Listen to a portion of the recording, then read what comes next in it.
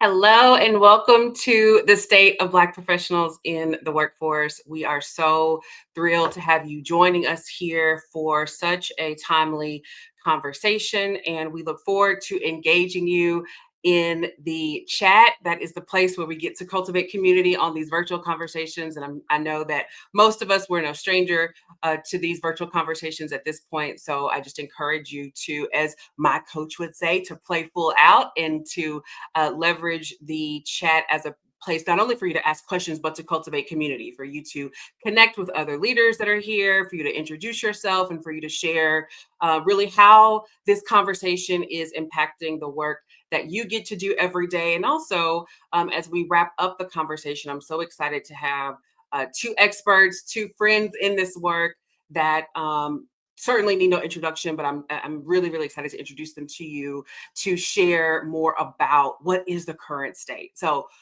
there's a lot going on. I think we could all take a collective inhale and exhale when it comes to the state of Black professionals in the workforce. And so what I'm going to do is, just for a few moments, I'm going to share some visuals. So just a nod to those of us who are visual learners, and just to kick us off with kind of where we are, using some data and some insights that really speak to not only the headlines that you're seeing top line, but also probably maybe what you're noticing in your workplace, and also giving you some insight into what's happening across industries. So my name is Brittany Cole, and I am so thrilled to get to lead this conversation today, really taking a look at the current landscape for Black professionals. If you are an ally here, I encourage you to engage in the conversation, because you are certainly integral to this work as well. So why are we even having this conversation today, right? And you may have thought, well, it's Black History Month, so of course we're talking about the state of Black professionals. Well, yes, and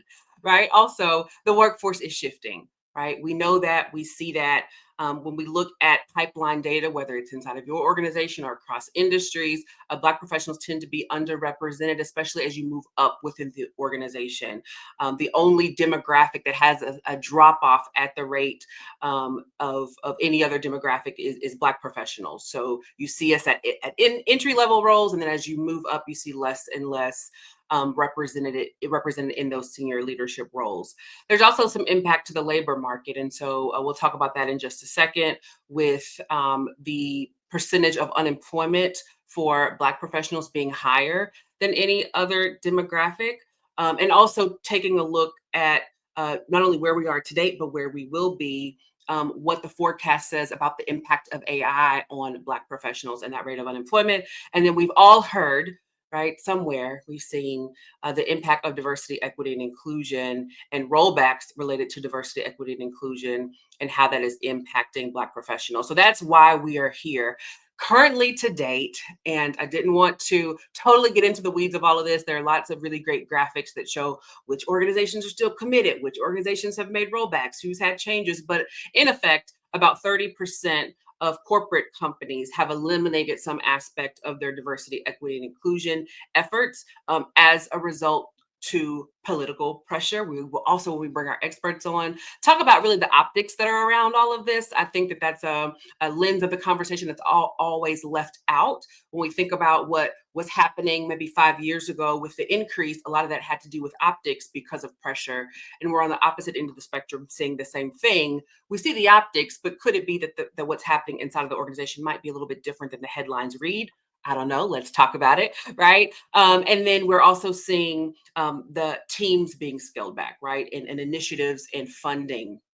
So I wanted to just humanize this conversation a little bit, because when I think about my path and career, and I want to ask our experts when we bring them up this too, I think we see these acronyms DEI, and sometimes we disassociate the impact of the 60-year history of this work with actual people. So my entry into the workforce, into the corporate workforce, particularly was at this organization. So this is a slide of me talking to a department at Pfizer at our headquarters in New York in 2018, sharing just 2 weeks after our CEO presented this slide deck to the organization, talking about changes in our operation strategy as an enterprise. And the only reason, I'll go ahead and say it, the only reason that I ended up at Pfizer instead of going off to law school, which was my original plan, was because of diversity, equity, and inclusion work. I was an inroads intern at Pfizer, and that introduced me to this organization and introduced me to a 12-year career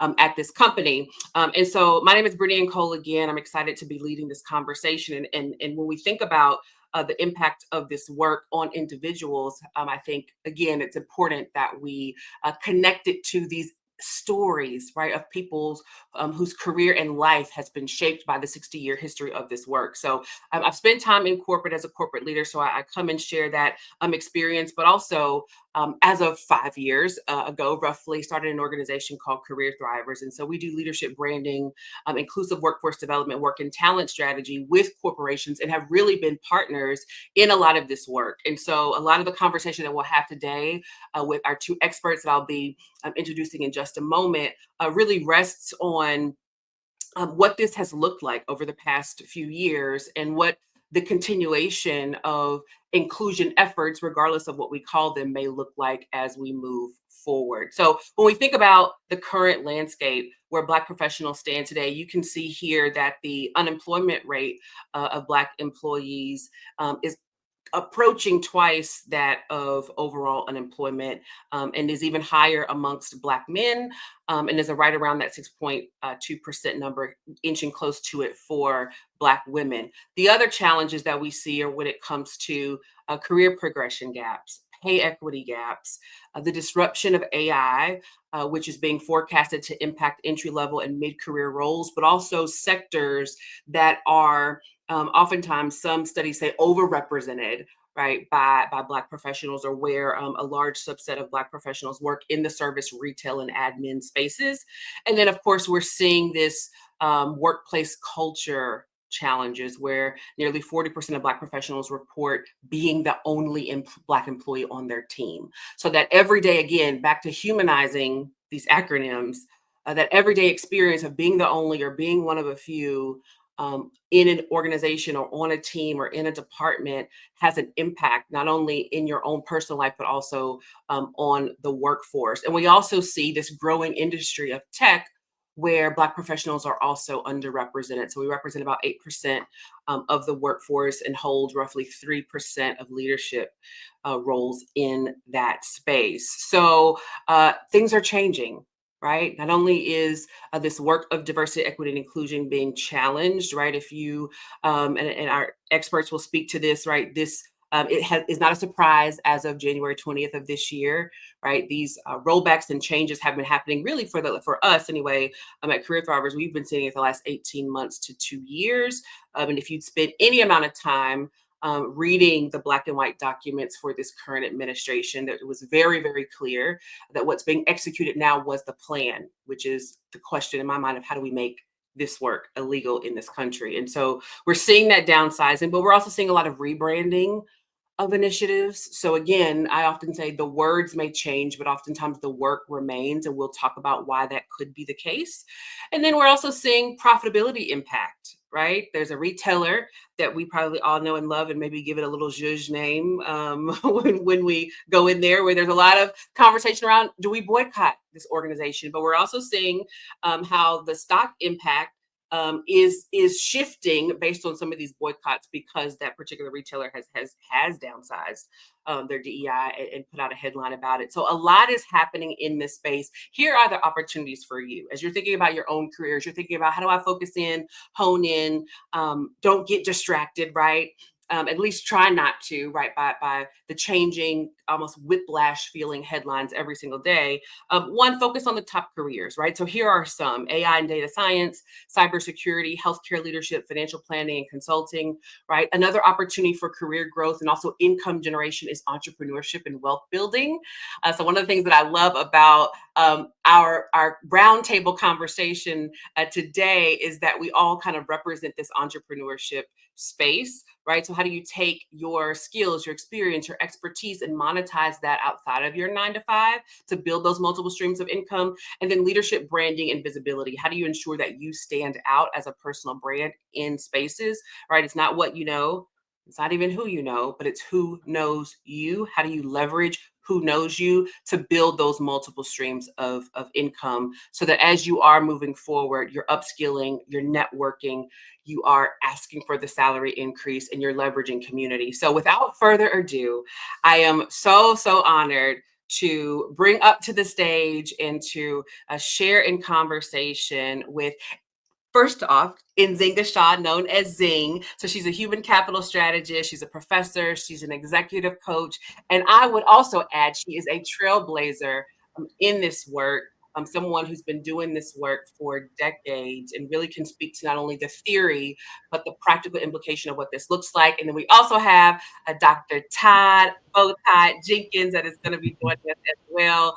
He is a global inclusion executive, a coach, an international keynote speaker who also has long-standing leadership in this space. So welcome to this conversation. I'm so honored to have y'all joining us today.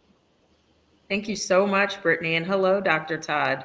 Thank you so much. It's just once again, it's great to be invited before greatness. So I'm proud to be here. Thank you so much, Brittany, for having us. Of course, of course. So I want to start how I typically like to start, just with our team meetings, and again to humanize the conversation and tap into the power of emotional intelligence. How are you feeling? Right? If you had 2 words to describe how you're feeling right now in this moment, what would those 2 words be? Kind of what are you feeling today? Yeah, I think the first word I would say is optimistic. It is Black History Month. We still have our month to celebrate all of the wins and look at our ancestors and the great things that they've been able to accomplish and really look towards the future and figure out what we're going to do to set up the next generation for success. So the first word I would say is optimistic. However, the second word I would say is tired.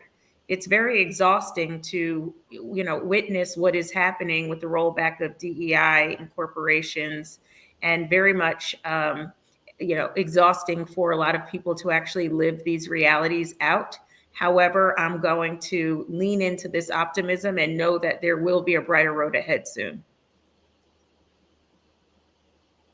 Absolutely. I think the first thing came to mind was present. I'm here.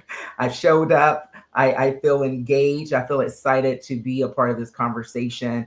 And so in the right now moment, I'm present. But I also feel just, to the point you were saying, Zing, it's the emotional roller coaster that's not really captured in one word. And so one of the things that I like to even just experience is the joy of the moment, and really trying to center myself for my own protection of sanity in the beautiful moments. And I think join here today with both you all and everyone that's listening is a beautiful moment, and I have joy, and I have joy and peace to know that the conversation is happening, and most importantly, action can follow up from things that we're conversing about and having this exchange. So I'm present, and I have a moment of joy.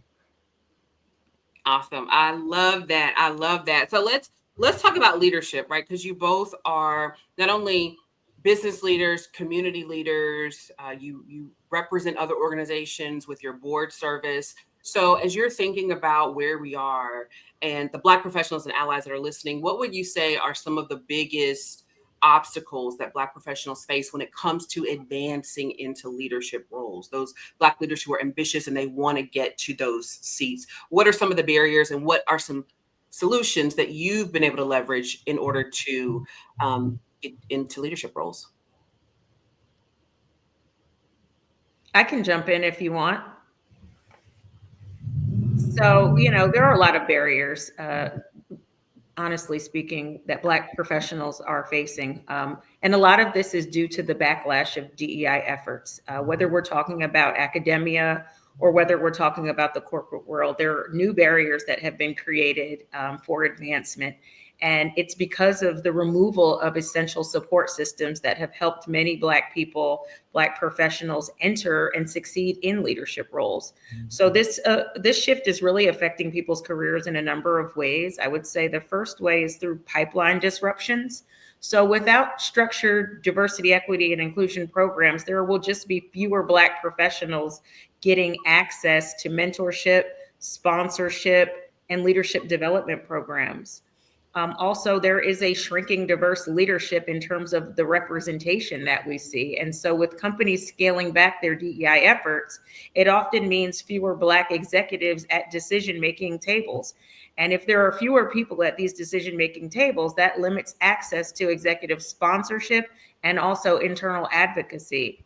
And then another one last thing that I'll say before Dr. Todd jumps in is there's also increased workplace bias.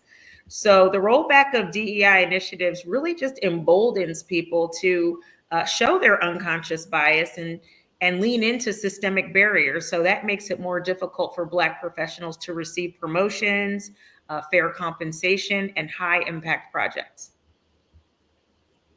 Absolutely, absolutely. I concur and I echo. I think we have to start back, with this foundation of where we all have began with the current landscape of academia in the corporate is rooted in inequities and disparities, each in their own right. And so whether it's the conversation that was yesterday or today, we have seen that unfortunately across the landscape, Black professionals are still impacted.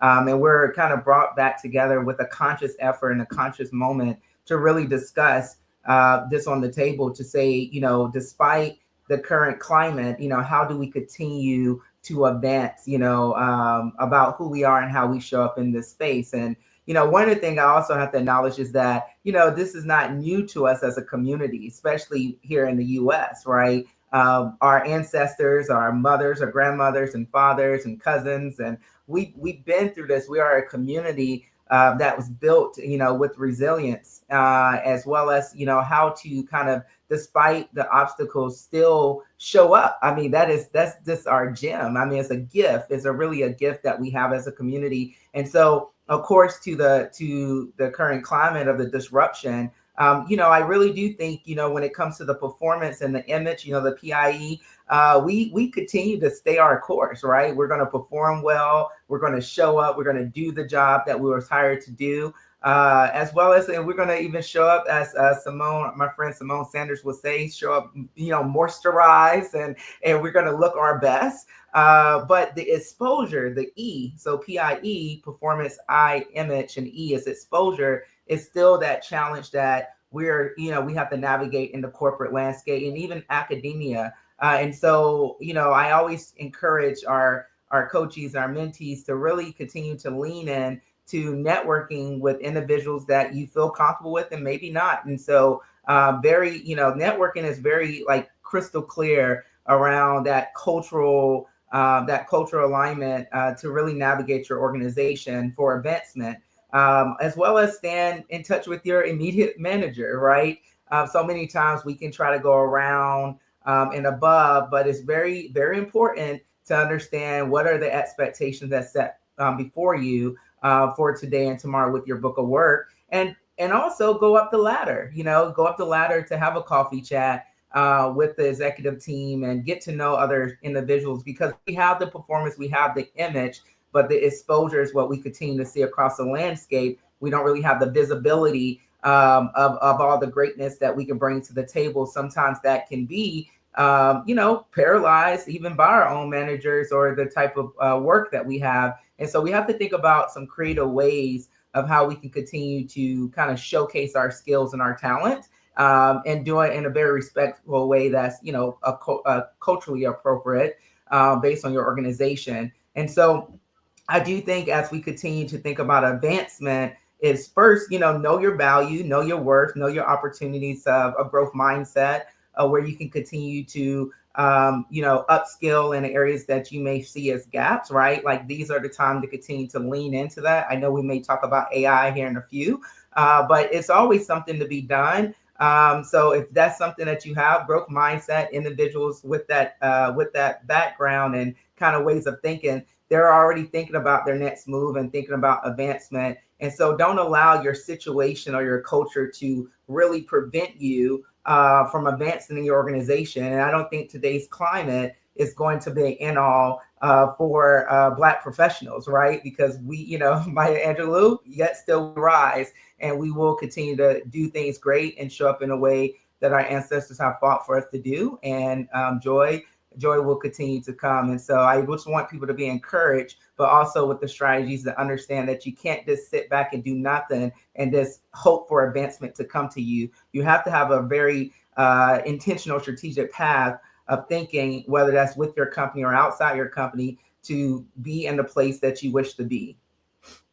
Yeah, that's so true. And I see our audience on LinkedIn and want to definitely encourage you that as you have questions, listen, this conversation is about you. So I want to encourage you to jump in here. Let us know your thinking, your feedback. If you've got a different thought about things, let us know the questions that you have. We certainly want this to be a conversation. So Dr. Todd, you said something that made me think about a question that actually we got on Instagram about this conversation to bring to the table around ERGs. And so you mentioned, showing up, owning that pie, right? That performance, image, and exposure, which we love to share about. But what would you all say to the Black professional that says, you know what, I hear you, and I've been doing that. In fact, I've been leading our Black ERG with this little bitty shoestring budget. I've been pulling a dollar out of a nickel, right? I've been contributing to the culture. I've perhaps even maybe been challenged by my actual manager about why I spend so much time over here, programming and doing all of the things to cultivate this community inside of the organization. And I've been doing this, and it doesn't seem to be impacting my growth trajectory at this organization. And in fact, now the company is talking about we may not have ERGs anymore. What would you say to that professional who's struggling, who's thinking about, well, do I just quiet quit, or do I stick with it? Do I leave? Right? What would you say to encourage that person who really feels overwhelmed? They feel like they've been doing all of the things, but they're not seeing the traction in their leadership journey. Well, I would remind them not to put all of their eggs in one basket. I think that we can get to the end goal by a number of different paths, and there isn't one journey to get to the place that you want to be. So, in terms of ERGs, I feel very mixed about ERGs, to be honest with you. I think that in theory, they are a very good thing. I think it's very important to bring people together from a specific demographic set and give them a forum to be able to talk with one another about some of the things that they're experiencing, share wins, share challenges, et cetera, and really use each other and leverage one another for growth. However, I do think that if ERGs are working in silos and not working alongside other ERGs, you get the almost like a segregation feeling within an organization where each demographic set is working by themselves, but not in unison together and not for the collective advancement of humanity. And that can get sticky. So I would just say, if you're, pouring into your ERG, really feel like you've gone over and beyond the call of duty, start to create new pathways. Build strategic networks. So use those ERGs, use the people that you're meeting through those opportunities, and build strategic networks so that you all can collectively put your heads together on how to advance some of this work. Also, demand transparency. You need to know how is the organization being transparent in their hiring practices? How are they being transparent in their promotion processes? Pay equity. Demand the transparency. You deserve to know. So Black professionals should really, at this point in time, be doubling down on skill building, leadership presence, and economic power through entrepreneurship and investment. So I say entrepreneurship because that is the path that I decided to take when corporate America frustrated me. And when I thought that I had enough, I didn't just give up altogether. I decided to look at my network and leverage the things that I had to create my own business. And that is an option for many of you. I think we oftentimes feel like because corporate America is the only thing that we know or the only thing that has been presented to us, that there are no other avenues for revenue or for sustaining ourselves and our families. And it's simply not true. So dig deep, think about entrepreneurship and investment as well. I love it. I love it. And I think talking to you directly to that professional about ERG, I've been able to navigate many corporate spaces, helping affinity groups and ERGs, BRGs, however you may call it in your company. First, I always tell people, don't forget the reason why you were hired. And I rarely ever seen ERG a part of the job description unless you're the program manager. Even if as an executive sponsor, that's not in your job description. And so understand, what you are hired to do. And so you can manage your expectations appropriately. I think so many times, working with many ERG leaders, because we pour our heart and, we're very connected, we want everyone to thrive, that we unfortunately get the burden of trying to survive. Because we're trying to help everyone else out.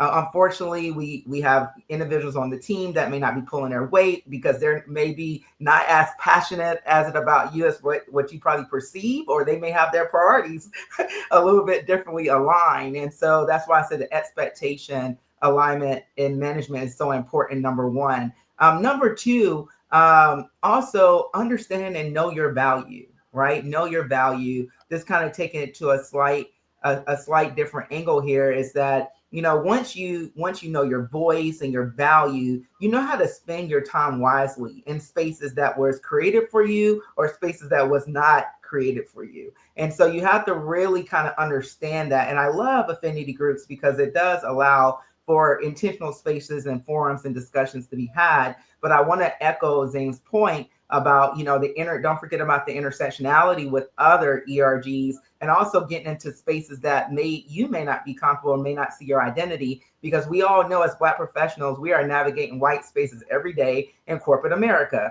whether we like it or not. But however, we are able to go to other groups and kind of really learn cultural and emotional intelligence, so we can all work together collectively for the company in which we work for. And that's the purpose of the affinity groups, right? Is to really create spaces to build your professional skills, or have a sense of connection and belonging. But to also echo Zing's point, like, it's not exclusive, right? It's not exclusive or explicit to one identity. All right, we're having somebody out in corporate America today. So ensure that your ERG is open to everyone, and allow all employees to come in and lean in and learn together. We have allies. We have all types of different things that you can kind of have internally with your company. But at the end of the day, my friends, know your value, know your voice. And I cannot think of the philosopher, but it always come to me around, once you understand the power of your words, you won't just say anything. Once you understand the power of your thoughts, you won't just think anything. Once you understand the power of your presence, you won't just show up and be anywhere. And so it allows for you to navigate once you know the power of what you bring to that company. And let's be candid here, right? Sometimes your power is not always meant to be used at that company. We have a lot of spaces that's outside of work that we can be our best self and thrive. But you have to manage the expectation, and that's why you have to have a strategic plan. It may not always work according to your will, but if you know where you're going and where you're trying to go, you will spend your time wisely in the best ways to invest to get there. Absolutely. And if you're listening, we're just going to do a little call and response on that, because that felt like one of those moments. Let's type into the chat, own your power, because that's what I heard. And if you've been hanging around for Career Thrivers for a little while, like, that's one of our mantras. Like, you've got to own that power of your voice, presence, your thoughts. Like, that is so, so good. So I see a question that came in from LinkedIn that we got to get to, because this is such a great conversation. So I'm going to read the question. I've consistently seen and heard the message that this is the season for Black people to rest. I embrace that message because, as Dr. Shaw mentioned, there's a sense of fatigue from fighting, from working to overcome. At the same time, I see y'all on your power, on your power. As Dr. Jenkins just mentioned, we must keep moving and progressing. So here's the question: how should Black professionals find harmony between resting and pushing to keep our movement of justice going and growing forward? Thank you so much for that thoughtful question. What would you all say about this question here? What do we need to do to balance rest and movement? I think my immediate response is the first you have to, it's just like the airplane and out, like you have to put your oxygen mask on first before you're able to take someone else, right? Like that's the 101. And so I'm all about peace practicing, my friends. Like, practice peace. Mental health is real, and we need to make sure that we are healthy so we can be able to love others, and that starts with loving yourself. And so I don't think it's one way or another, right? I would not put us all in the bucket to say everyone should rest, everyone should have joy, everyone should resist. Like, no, that's just not how we are as a community. But I do think, wherever you at in your journey, to know thyself is to know how you're going to chart your path and be unapologetically about it, right? Because it's something that you're going to have to accept. But I am encouraging everyone in the midst of these moments as we continue to navigate uncertainty, whether that's tomorrow or next year or however, is to protect your peace. Take care of yourself. Take care of your loved ones. Go in spaces that give you joy, right? As the young brother said, like, come into spaces where people, their eyes light up when they see you, right? It gives you that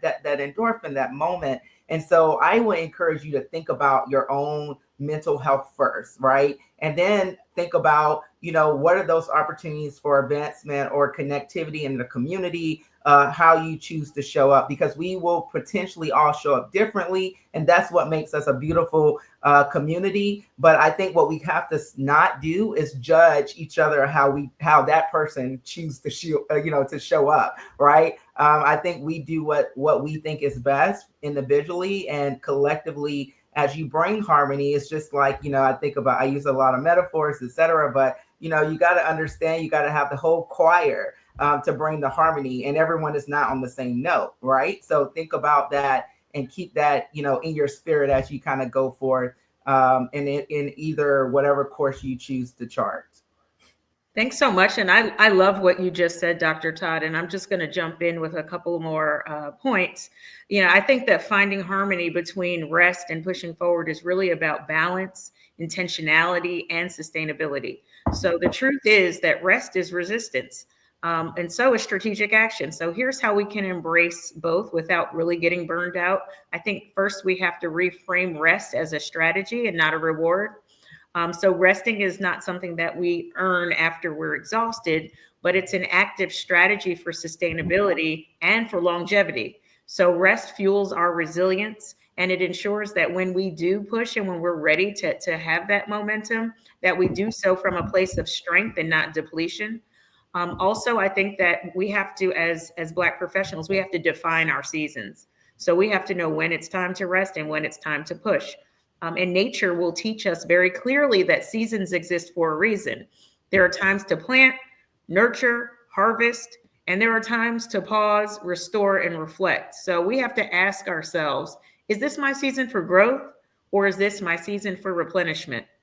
Am I pushing because of external pressure, or am I just feeling aligned and ready? What are the non-negotiables to my rest practice? So we've got to always be asking ourselves these very strategic questions. And then last, I'd just say rest with purpose and make sure that you push with intention. So resting with purpose really means prioritizing sleep, stillness, and activities that refill your spirit. So whether you're journaling, whether you're meditating, whether you're, like Dr. Todd said, going into the community and giving service, those are ways that you can rest with purpose, but you can also push with intention. And that means moving very strategically and not reactively, and focusing more so on long-term impact and not just short-term gains. So good. We are loving that in the chat. I love that perspective. Rest, knowing when to rest and when to push.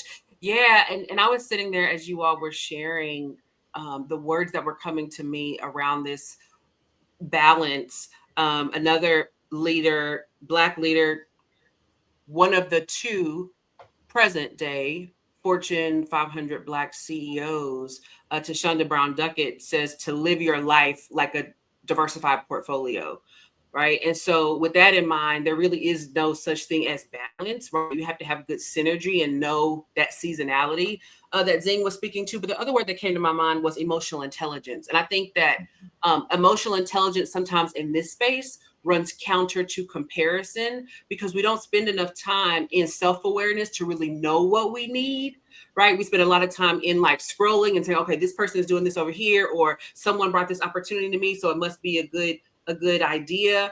One of you mentioned strategic planning, and Tony Robbins says this: if you don't have a plan, every opportunity is opportunities. Excuse me, distractions look like opportunities. Let me say it again, not to butcher his quote, right? So if you don't have a plan, right, opportunities look like, or excuse me, distractions look like opportunities. So you don't know what to say yes to, right? Because you haven't taken that time to say, well, what season am I in?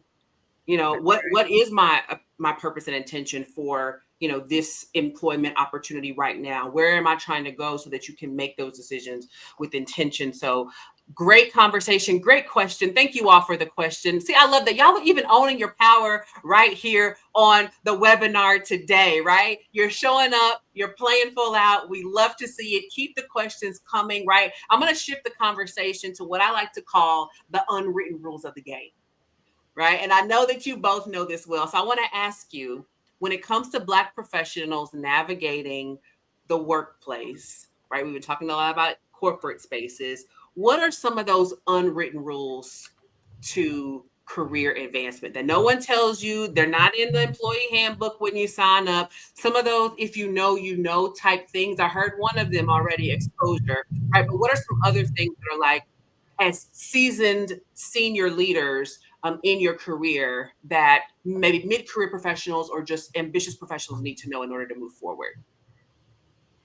Well, it's such a great question, very loaded question that we need to be discussing. I mean, because it's very clear that hard work and talent are essential, but Black professionals, to your point, often navigate unwritten rules that shape their career advancement.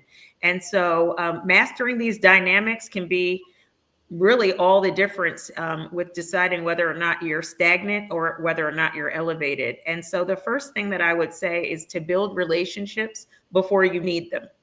So a lot of times your work won't get you promoted, your relationships will. So visibility matters. We have to make sure that as Black professionals, we are finding executive sponsors, mentors, and allies who can advocate for us when we are not in the room. And so that means that we have to make intentional connections across departments. So not just with the people that you work with in your immediate space, but across departments, across leadership levels, across industries. Don't wait until you need a favor. Build genuine relationships early so that your network is strong before you need it. And also, you need to learn the politics without playing yourself. So, corporate America has a game. We need to be very clear. You have to know the rules. You have to play strategically, and you can't get played in the process. So, observe how decisions are being made and who influences those decisions.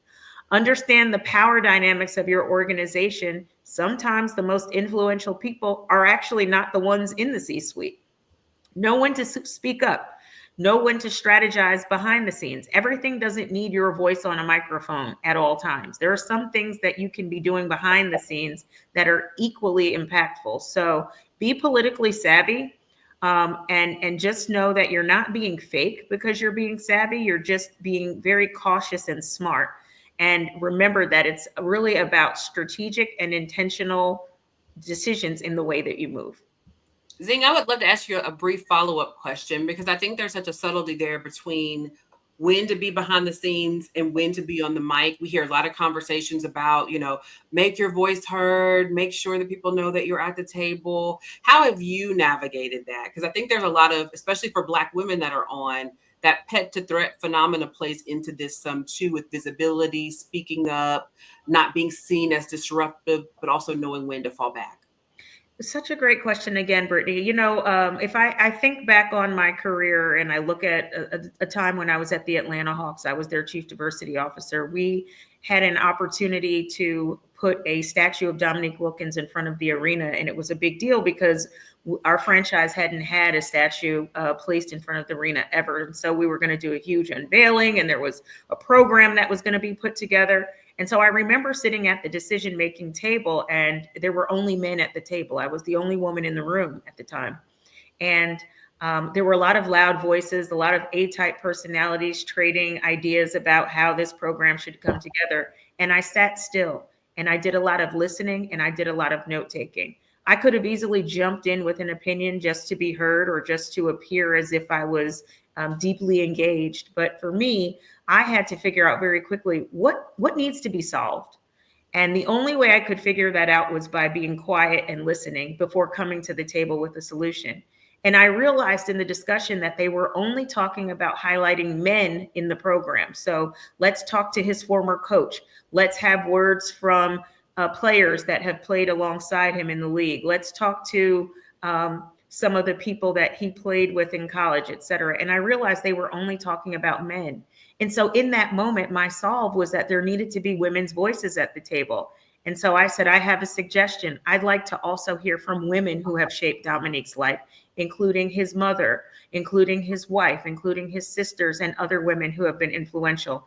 And they paused. All the men paused and said, you know what? That's a great idea. We didn't even think about that. We were only thinking about the basketball side of the house and not recognizing that there were women around him that shaped his career as well. So I use that example to say there are times where you need to sit still and listen to what is being said in the room and recognize that while everyone else is being loud and sharing ideas and trading their opinions, you might be able to find a real solution for what they're trying to solve through your silence. So rich. Thank you so much for sharing that. We're seeing the love in the chat. Dr. Bowtie, what would you add to the conversation around the unwritten rules of the game? Well, thank you so much. I agree and I echo. The first thing is, culture can eat strategy for breakfast. And so I think so many times we come into organizations that with the mindset that, we just do our best job and we just always try to go above and beyond. And that will kind of help events. But to the point earlier, as you see, it's kind of ingredients to this corporate America or just kind of any type of workspace to navigate, and I think that's what's unwritten. It's like you have to sit still and understand the culture of the organization. And I always, with our clients, we always talk about the P's. We talk about you got to understand the people, the policies, the programs, the processes, and most importantly, the power dynamics. One of the things I always encourage individuals that we forget to do, depending on our role, is like we also need to understand how the company make money or save money. Like financials is so important. Show up to the proxy meeting, show up to the earnings release calls, and understand how the business is moving, because that can also allow you to kind of understand where you may need to pivot in your role or bring new ideas or save ideas. So it really allows for you to kind of manage your book of work and also avoiding burnout. That's another thing that's unwritten into many workspaces is it's no type of like guidelines of when you may get burnt out. So that's kind of relative and subjective based on how much energy you give to the workspace. And I think understanding these P's, right, it can kind of create this balance.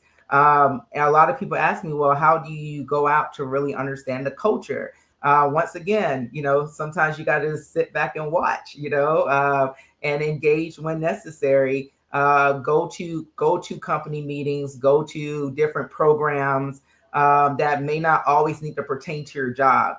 Sometimes we do have a laser focus on, well, if I don't have anything to do with my job, I'm not showing up. You will be surprised of what you can learn about the operations of another business unit by being able to go to a meeting or a program that may be put on by that business sector. the other piece that I always say is that I also like people to be mindful of is take advantage of your benefits. I don't know. I don't think that's an unwritten rule, but when I did our study and we looked at many companies who actually take advantage of the benefits, we see overwhelmingly it's unrepresented by Black professionals. And so if you know that it's some benefits of, you get this service to have, financial counseling or career counseling, or even stuff about your wellness, like take advantage of that, right? Like I said, I don't think that's an unwritten rule. I just think we just need to be reminded that it's a lot of things that potentially could be in your menu of offerings that can serve you well if you just engage and be purposeful in how you take advantage of your benefits. Indeed. Thank you all so much for that. And I'm just going to add two. I'm trying to balance between being a moderator and not being a panelist, but just bear with me, right? Two that I would add to the conversation. Opportunities are oftentimes disguised in the disruption. So when your company is going through layoffs or like, don't just think, I'm gonna put my head down and do the work and hope this storm passes over. Like, keep your head up, look for the opportunities. And that's connected to the second unwritten rule.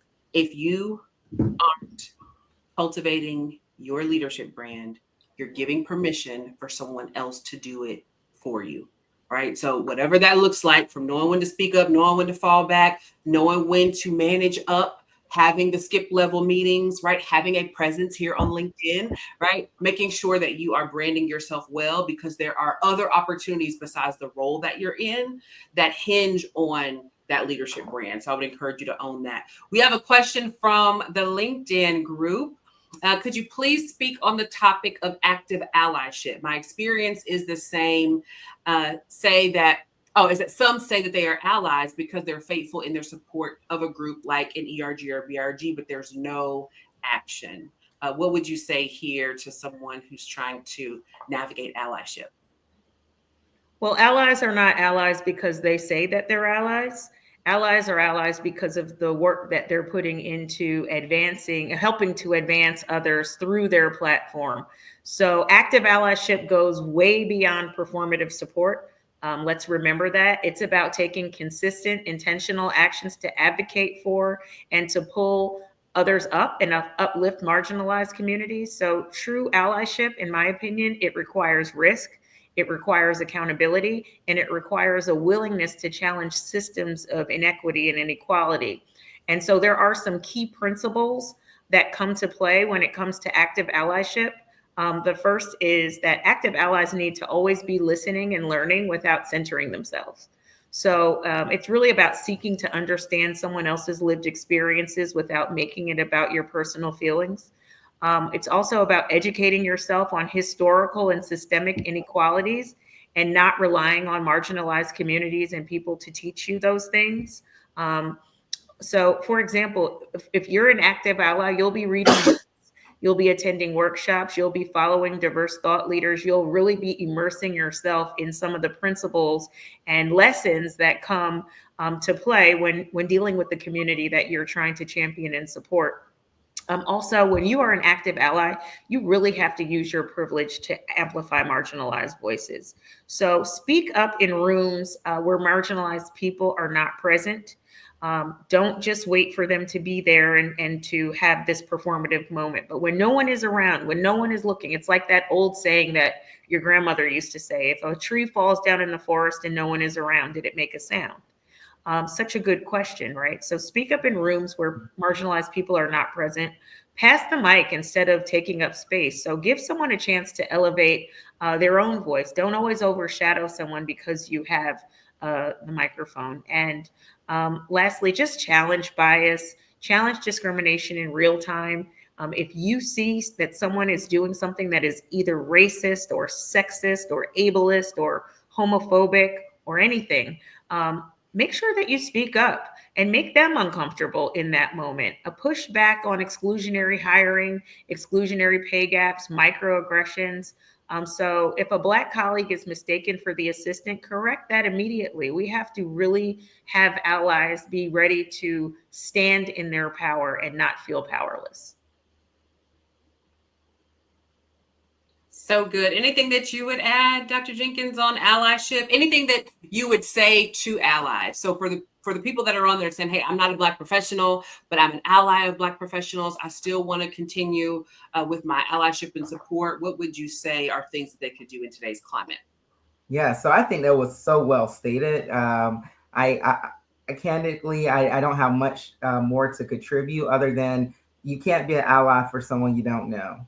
You can't be an ally for a community you don't know. And so I think so many times we get into a performative stage because the opportunity that presents itself could be a little more transactional. And to know how to, kind of stand in those gaps, we have to be aware of our own biases, right? And we have to constantly challenge our bias because we cannot eliminate them, but we can manage them. And so, in order to kind of know different nuances of culture and identities in the workplace, is that you can't wait to just learn all about them at the all hands meeting or at the table discussion.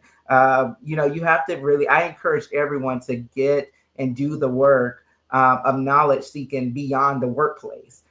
Because grandma says it best, you have to check yourself before you wreck yourself. And so many times people can't check themselves because they don't know. And that's a learning. It's always like, oh, it's a learning opportunity. Well, we everyone don't have the chance to teach, and you don't like the intent versus impact. I've seen many times in companies that the opportunity was too late, and now that individual is leaving the company, or they feel as this is not a place that it can belong. And so I encourage you as an ally or any human, do the work, do the heart work, before you show up to work, because when you show up to work, that's where the opportunity that you can take advantage of to be an ally. And we can't wait for you to have those three opportunities for then you learn to be an ally. So do the work before you show up. Indeed. Well, we want to hear, before we wrap up here, your top takeaways. What are you taking away from this conversation that you're going to move forward to thrive in 2025? And I also want to share with you, if you are in or near Nashville, Career Thrivers is hosting our annual Advancing Black Professional Summit this Friday, so in 2 days. So make sure you register for that. I'll make sure that the link is in the comment section. Is from 8 to 11 a.m. We encourage you to join us. We will be going further in this dialogue and conversation. I'm leading a workshop on leadership branding, which I'm so excited about. So make sure you tune in for that if you are around. I think Ed is kicking us off with takeaways. So I love this one. We have to make sure we don't just not only put our head down and focus on the company that you work for, but you also have to focus on networking outside of your current company and be open to hear about opportunities even when you are not looking. That is so true. Natasha was loving the insight on allyship. So our final question to both of you is, what advice would you share as we wrap up here for Black professionals to thrive in 2025? This year, with everything that's going on, with the increase in AI, with the decline of diversity, equity, and inclusion, what do Black professionals need to do to thrive? So my advice is very simple. Know when to walk away. Loyalty does not pay bills. And if a company does not see your value, someone else will. So if you're not growing, if you're not being promoted, if you're not valued, don't stay out of fear. Do not stay out of loyalty. Always be ready to pivot. Opportunity comes to those who are prepared to move. Your mental health and your dignity matter. Let me say that again. Your mental health and your dignity matter. So if a company or a boss is toxic, have an exit strategy. Sometimes the best career move that you can ever make is leaving for a place that truly values you. That is so good. I love it because I think we forget, our value. We forget and we allow others to take the power. And that's why I said at the beginning, we have to own our power. We were built for this. We were built for these moments. We're very creative. We're very intelligent community. I mean, we have built this. We built this. So it's okay to go to a space that you want to create. It's okay to go to a space that you feel connected to. One of the authors talk about the third space, right? Sometimes that's not your workplace, right?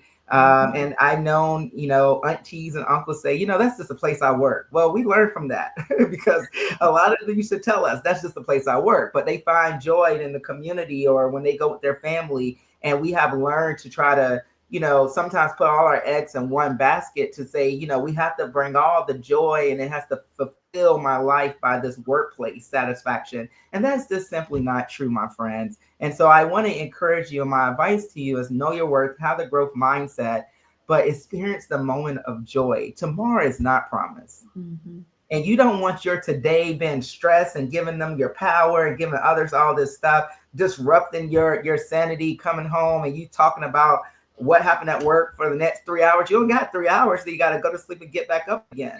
So find joy. That is my encouragement to everyone. Whatever makes you happy and give you joy in those moments, just keep practicing that, because man, or whoever, before you wake up tomorrow, at least you can go to bed feeling joyful. And that's what I try to do daily, peace and joyful. I know Grandma says it best. Once again, the world cannot give you joy, and the world cannot take it away. And so own your joy just like you own your power.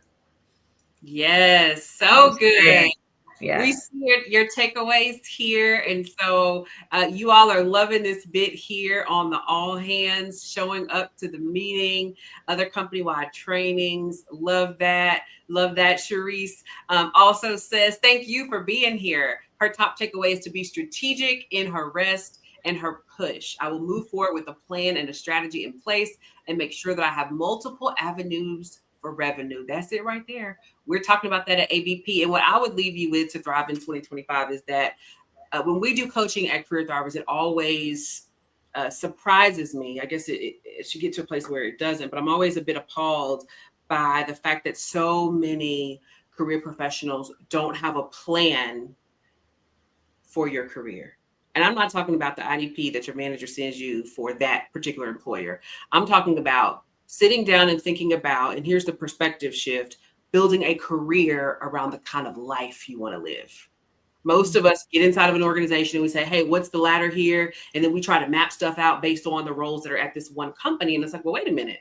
Are you building your life around this organization's career path? Or have you actually sat down long enough to be strategic and build a career plan around the kind of life you want to live? And that might include working and having a side hustle. That might include working and having a plan that's a 5-year exit strategy for when you want to leave and jump into your business from a full-time perspective. So I would just encourage you to be intentional, to be strategic, and to be purposeful about owning your path and truly centering your lifestyle at the core of that path, and then choosing career opportunities around that. Because this is the last thing that I'll say. I don't believe there's a such thing as a dream career or a dream job, right? As we like to say sometimes on these LinkedIn streets. But I do believe that you have a purpose with which you get the opportunity to bring to any dream you decide to take up for that season. And so I just encourage you to continue to be intentional in that space. Well, thank you so much to both of you, Zing,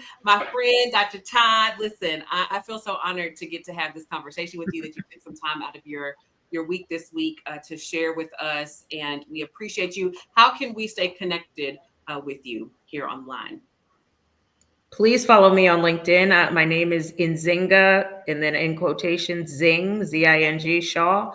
You can just link in with me. I post frequently. I'm usually very engaged in the LinkedIn community, especially around this topic and all things DEI. So find me here and let's talk.